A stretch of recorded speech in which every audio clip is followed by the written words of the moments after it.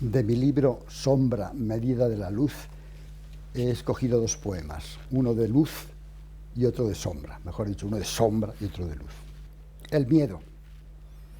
¿Quién es capaz de despertar las sombras de su propio crepúsculo secreto?